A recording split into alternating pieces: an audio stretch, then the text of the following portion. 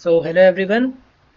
आज का नया लेक्चर शुरू करने से पहले कल के कुछ लेक्चर्स से रिवीजन कर लेते हैं। तो कल हमने पढ़ा था बेसिक्स ऑफ नेटवर्किंग। आज इसका सेकंड टॉपिक हम लोग क्लियर करने वाले हैं, क्लाइंट सर्वर नेटवर्क के बारे में। तो चलिए शुरू करते हैं। What is a client server network, आज हम लोग का टॉपिक ये रहने वाला है। तो जैसा कि मैंने थ्योरी पार्ट्स कुछ लिख दिए हैं जिसको कि आप पढ़ करके और अच्छे से एक्सप्लेन करने में मुझे आसानी होगी और आप अच्छे से पढ़ पाओगे। The client server is a model is a distributed application architecture that divides task or a workflow between servers and the client. यहाँ पे एक सर्वर होता है और एक क्लाइंट होता है। वेरियस टाइप के सर्वर्स हो सकते हैं, वेरियस टाइप के क्लाइंट्स भी होते हैं। क्लाइंट सर्वर आर्किटेक्चर में मान लीजिए एक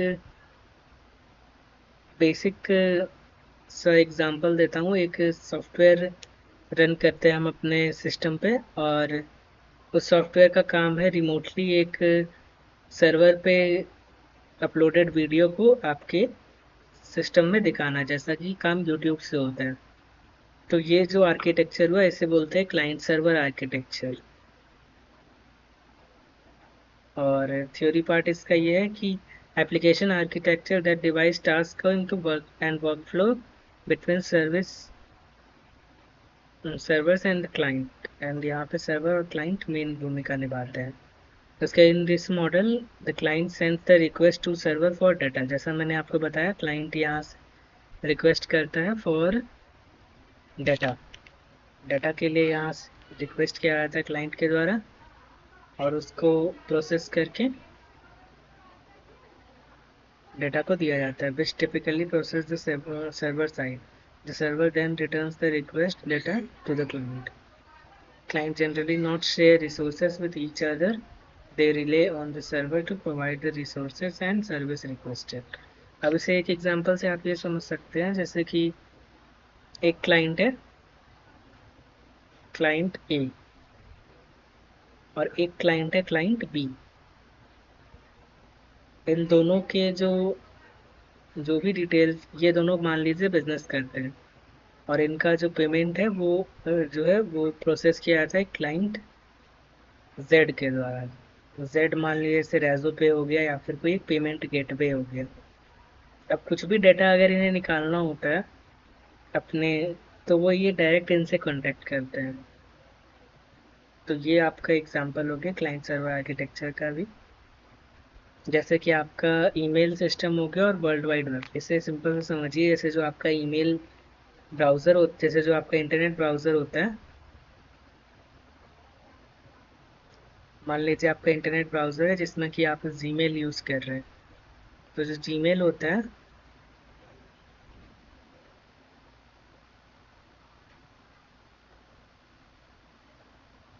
जीमेल जो होता है वो अपने डाटा को फेच करने के लिए अपने जो मेन सर्वर होस्ट होते हैं गूगल्स के, उनसे कांटेक्ट करता है। और जब भी आप उस पर इनबॉक्स पे कुछ भी सर्च करते हो, वो गूगल के सर्वर पे जा करके आपके जो इनबॉक्सेस होते हैं उनको चेक करके आपको रिजल्ट प्रोवाइड करता है।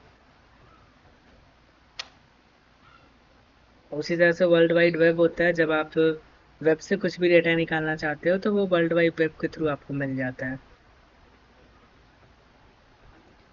क्लाइंट सर्वर मॉडल कैसे वर्क करता है अब हम लोग इसे जानेंगे। क्लाइंट सर्वर मॉडल पे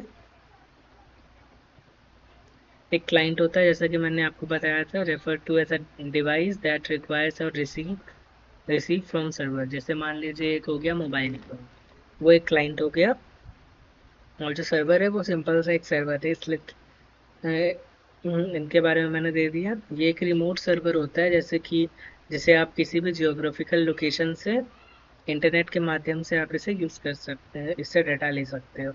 It lists the incoming client request, process them, and send the request information back. A server can handle multiple requests simultaneously. अब एक सर्वर है, अगर उस सर्वर पे आप रिक्वेस्ट सेंड करते हो तो कोई ज़रूरी नहीं है कि एक टाइम पे वो सिर्फ आप ही के रिक्वेस्ट को हैंडल कर रहा होगा। एक टाइम पे एक सर्वर मिलियंस ऑफ रिक्वेस्ट को एक साथ हैंडल कर सकते हैं।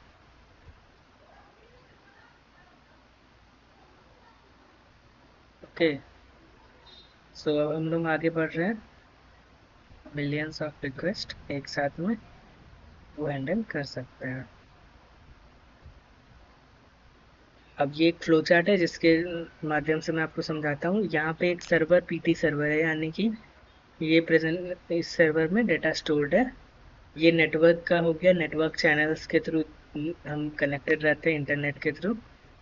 और ये मान लीजिए आपका एक फ़ोन है, वो कनेक्टेड है, एक पीसी कनेक्टेड है, एक लैपटॉप कनेक्टेड है। तो इसमें होगा क्या, तो इसमें नेटवर्क के थ्रू जब भी इनके थ्रू कोई भी रिक्वेस्ट या भेजा जाएगा रिक्वेस्ट चैनल से, तब जो भी रिक्वेस्ट आईडी होगा उसके थ्रू रिक्वेस्ट जाएगा और रिक्वेस्ट को फिर प्रोसेस करने के बाद जो डाटा होगा वो इन्हें ट्रांसफ़र कर दिया जाएगा थ्रू दिस नेटवर्क चैनल।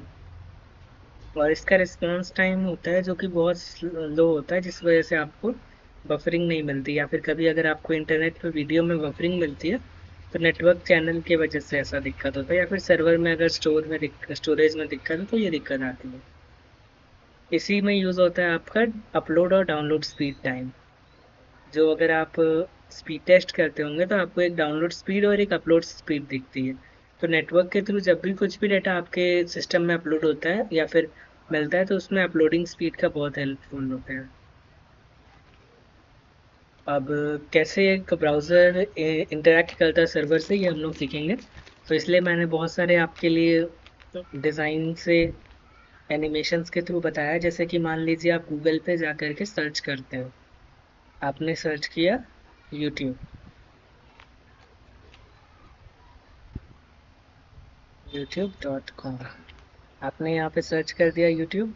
अब जो youtube.com का जो डीएनएस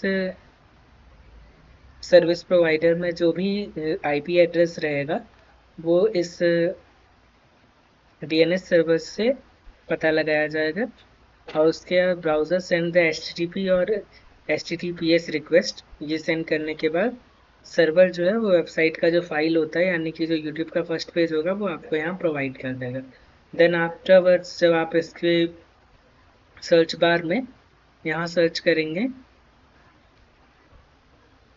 किसी चैनल के नाम को, सो इस सर्च पे जो भी आप सर्च करोगे वो डायरेक्ट फिर आपके सर्वर से लेकर के आपको भेज दिया जाएगा। अब rendering the website, the browser renders the file display the websites to the user just in time compilers।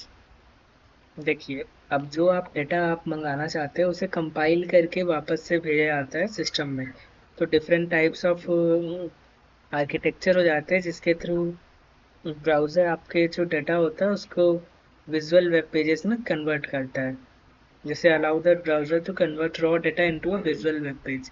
DM document और ऑब्जेक्ट मॉड्यूल इंटरप्रेटर होता है, सीएसएस इंटरप्रेटर होता है, जेई इंजन होता है। तो अब मान लीजिए आपको वेबसाइट पे सिंपल सा जब आपको टेक्स्ट दिखता है तो वो जो टेक्स्ट होते हैं वो तो आपको दिख जाते हैं। जो भी विजुअल्स होते हैं जैसे कि यूएक्स और यूआई डिज़ाइंस होते हैं, इन सबको जो लिखा जाता है उसे इन सब डिकोडर्स के माध्यम से डिकोड करके आपके वेबसाइट पे विजुअल इफेक्ट लाए जाते हैं। अब एक यूज़र कैसे रिक्वेस्ट करता है डोमेन के थ्रू और रिक्वेस्ट आईपी को वेब सर्वर कैसे डीएनएस सर्वर देता है, देन फिर यूज़र से वो make HTTP request to IP HTTPS request को आईपी एड्रेस में चेंज करके वेब सर्वर से रिस्पॉन्स लिया जाता है। इन सब चीज़ों को इस डायग्राम में दिखाया गया है। तो ये लगभग 5-6 पेजेस का कंटेंट था। सो इसमें हमने डेडिकेटेडली जाना कि किस तरह से client server architecture network work करता है। अगले वीडियो में हम लोग जानेंगे किस तरह से